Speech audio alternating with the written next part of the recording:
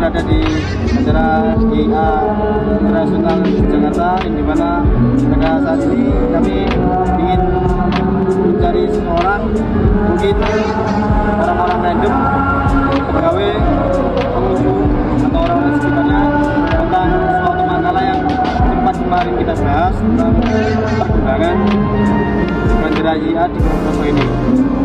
Kami berdua di sini sedang habis ini mau melakukan wawancara pegawai dan sebagainya.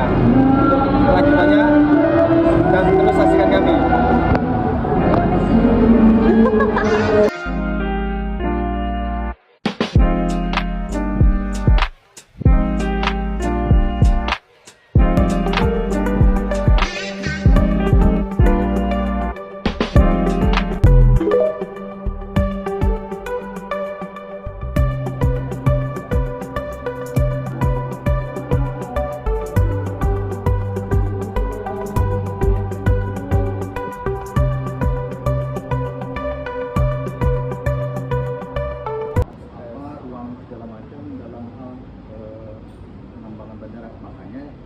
Dipindahkanlah ke ruang Kopo. Waktu itu kalau nggak salah tempat itu ada yang saya tahu, kalau nggak salah dengar ya, itu ada di Gunung Kidul. Itu sebelah itu terakhir opsinya di sini. Nah, opsinya di sini pun juga nggak mudah, karena harus ada pembebasan lahan, dan itu prosesnya lama. Dan bendera ini waktu pas proses pembuatannya itu saya nggak tahu ya pembuatan itu berapa lama durasinya, tapi pada saat mau launching bandara ini itu kena COVID. Oh, di awal 2020 itu Pak ya? Kena COVID sehingga banyak perusahaan-perusahaan penerbangan itu ya sementara menonaktifkan penerbangan itu pesawatnya. Nah, dikarenakan dengan aturan yang dari PPKM. Jadi kalau penumpangnya benar-benar ya 100% lah yang mau naik, dan itu kan kalau mau naik pesawat kan harus persyaratannya rapid test ini itu dan lain-lain, tunjukkan sertifikat ya vaksinnya dulu. vaksin segala macam gitu kan. Jadi membuat kadang itu jadi beban lah buat konsumen customer. Tapi ya udahlah, mungkin diundur dulu nih peresmian bandara ini. Kemudian ada beberapa maskapai yang tetap beroperasi tapi tidak untuk penumpang, maksudnya kargo. Karena waktu itu memang barang itu banyak banget yang mobilitasnya tinggi banget. Jadi penumpangnya boleh dikatakan nol. Jadi pada saat COVID itu hanya untuk akomodasi bagasi kargo aja ya? kargo. Barang-barang yang untuk dibagikan yang Ya. dibutuhkan dari luar Indonesia gitu aja ya, dan sebaliknya gitu. Nah, itu memang dari fungsi itulah. Jadi semenjak pas COVID sudah PPKM dicabut, terus vaksin sudah mulai dikurangi. Nah, itu udah mulai tumbuh tuh minat masyarakat untuk berpergian dengan menggunakan pesawat.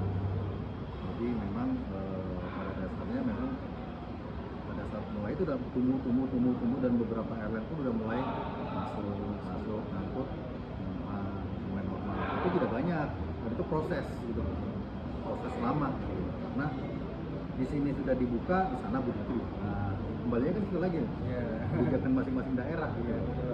Jadi memang kadang ada yang daerah itu yang aturan sudah dicabut pemerintah, tapi di sana masih menerapkan. Nah, sampai kapan dia menerapkan tergantung dari kebijakan dari Pemda setempat. Nah, itu berjalan terus sampai akhirnya cabutlah total tuh aturan-aturan COVID itu dicabut total.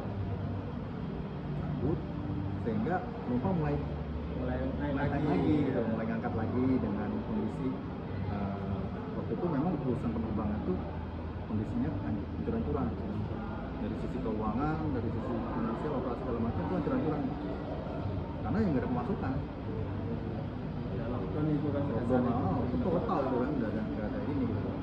Dan untuk mengangkut kargo itu cuma untuk bisa mempertahankan perusahaan itu biar dia tetap eksis, biar nggak bangkrut. Kan karyawannya perlu digaji gitu. Iya Pak. Kan gitu. Jadi ya bahasanya ya untuk itu aja, bukan untuk dari ini.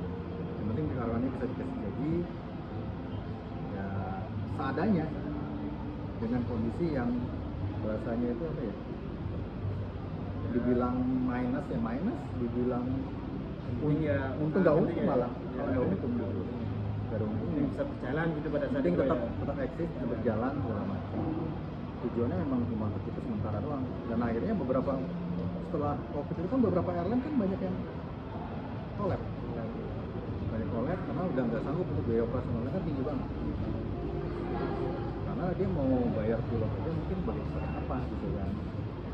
Belum pada ada pada saat itu ya. Betul. Jadi memang kondisinya, nah saat ini memang masih tumbuh-tumbuhnya nih, banyak udah mulai stabil, udah mulai bagus, ekonomi yang di sini juga bagus, minat masyarakat juga ini, ditambah lagi yang sekarang ini ada aturan misalkan harganya diturunkan kan, nah itu jadi model, jadi persaingan lagi tuh antara udara dengan transportasi darat, sama lawannya kereta api. Lawannya kereta api, karena kereta api juga mulai bangkit kan dengan inovasi dan desain yang baru gitu, dengan teknologi yang bagus gitu. Jadi saingan Antara saingan gitu. Makanya sekarang penumpang itu dimanjakan dengan sistem kayak semacam di ruang check-in kan public area. Nah, itu apa yang mau kayak dari pertama kali dia nanti proses bukan dan lain-lain sampai 5%, kemudian dia sampai tingkat penceratan di bandara ini. Jadi kan memang dulunya sampai pindah ini kan karena bangunan yang dari sekolah dan lain-lain. Terus yang kedua di sana itu juga apa namanya, kamu tuh jalan tuh udah belum jalan lagi jalan, tapi begini bener-bener posisinya begini jalan. Orang jalan tuh begini, miring miring, Kena angin. kayak orang kayak jadi memang kondisinya di sini cuacanya memang lebih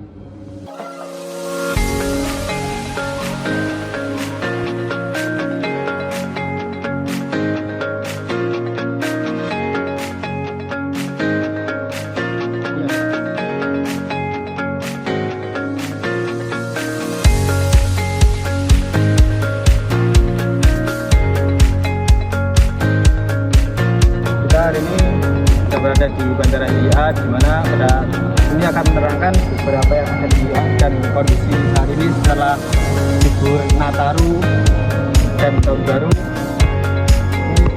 Ini itu untuk informasi yang menginformasikan keberangkatan dan kembalian pesawat. Untuk keseruan lainnya, mari ikut saya ngopi di JIA.